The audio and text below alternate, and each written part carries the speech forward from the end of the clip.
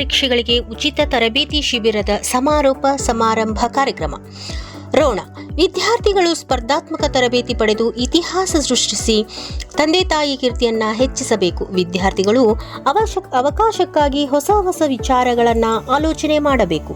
ವಿದ್ಯಾರ್ಥಿಗಳ ಜೀವನ ರೂಪಿಸಲು ಇಂತಹ ತರಬೇತಿ ಬಹಳ ಪ್ರಮುಖ ಪಾತ್ರ ವಹಿಸಲಿದೆ ಎಂದು ಶಾಸಕ ಜಿಎಸ್ ಪಾಟೀಲ್ ಅವರು ಹೇಳಿದರು.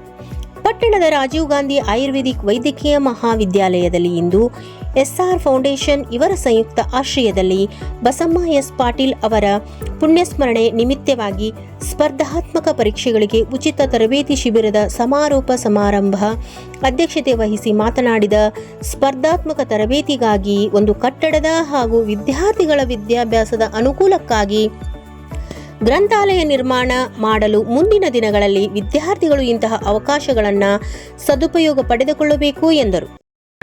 ಯಾಕಂದ್ರೆ ಇವತ್ತು ಒಂದು ತುತ್ತಿನ ಊಟಕ್ಕೆ ಕೂಡ ನಮ್ಮಲ್ಲಿ ಹಣ ಇರುವುದಿಲ್ಲ.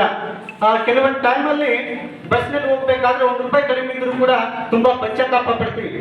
ಅಂಥದ್ರಲ್ಲಿ ಹಲವಾರು ಎಲ್ಲ ಒಂದು ಜ್ಞಾನವನ್ನು ಪಡೆದಂತ ವಿವಿಧ ಜಿಲ್ಲೆಗಳಿಂದ ರಾಜ್ಯ ಸಂಪನ್ಮೂಲ ವ್ಯಕ್ತಿಗಳನ್ನ ಕರೆಸಿ ಅದನ್ನ ಒಂದೇ ವೇದಿಕೆಯಲ್ಲಿ ನಮ್ಮ ಅಕ್ಷರ ಜ್ಞಾನಕ್ಕೆ ತಮ್ಮ ಕೊಡುಗೆಯನ್ನು ನೀಡಿ ಮುಂದಿನ ಸ್ಪರ್ಧಾತ್ಮಕ ಯುಗದಲ್ಲಿ ನಮ್ಮನ್ನು ಉನ್ನತ ಹುದ್ದೆಯಲ್ಲಿ ಪಡೀಲಿ ಮತ್ತು ಗ್ರಾಮೀಣ ಭಾಗದ ವಿದ್ಯಾರ್ಥಿಗಳು ಯಶಸ್ಸು ಸಾಧಿಸಲೆಂದು ನಮಗೆ ಅನುಕೂಲ ಮಾಡಿಕೊಟ್ಟಂತ ಎಸ್.ಆರ್. ಪಾಟೀಲ್ ಪ್ರತಿಷ್ಠಾನಕ್ಕೆ ನಾವು ಯಾವತ್ತೂ ಚಿರಋಣಿಯಾಗಿರ್ಬೇಕೆಂದು ನಾನು ಈ ಸಮಯದಲ್ಲಿ ಹೇಳುತ್ತೇನೆ.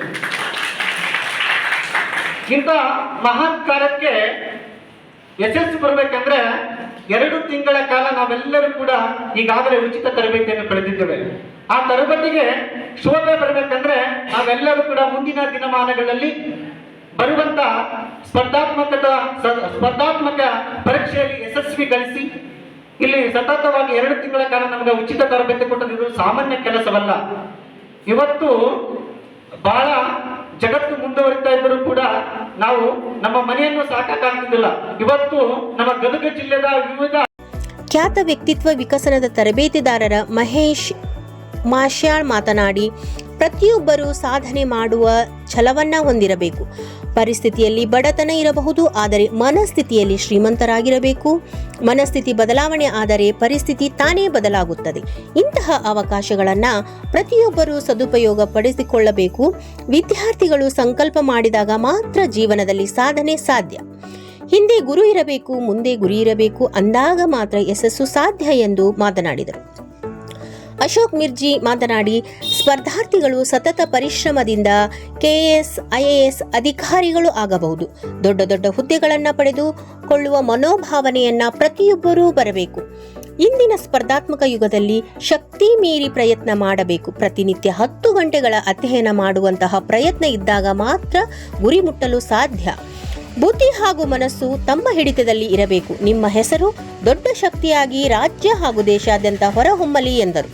ಇದೇ ಸಂದರ್ಭದಲ್ಲಿ ಕೆಸಿಸಿ ಬ್ಯಾಂಕ್ ಮಾಜಿ ಅಧ್ಯಕ್ಷ IS Patil, Venkanna Bangari, VB ಸೋಮನ ಕಟ್ಟಿಮಠ್, ಪ್ರಾಂಶುಪಾಲರಾದ ಐಬಿ ಕೊಟ್ಟೂರ್ ಶೆಟ್ಟರ್, YN ಪಾಪನ್ನವರ್, ಸಂಪನ್ಮೂಲ ವ್ಯಕ್ತಿ Gururaj Bulbule, SR Aihole, SY ಬಂಟನೂರು, SN Goudar ಸೇರಿದಂತೆ ಸಿಬ್ಬಂದಿಗಳು ಹಾಜರಿದ್ದರು.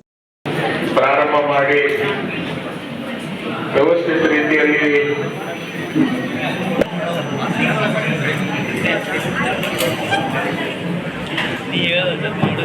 ಶ್ರೀ IS ಪಾಟೀಲ್ ನಮ್ಮ ಆಯುರ್ವೇದಿಕ್ ಮಹಾವಿದ್ಯಾಲಯದ ಚೇರ್ಮನ್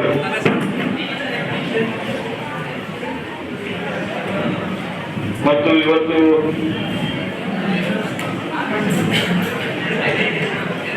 ಸಮಾರೋಪ ಸಮಾರಂಭದಲ್ಲಿ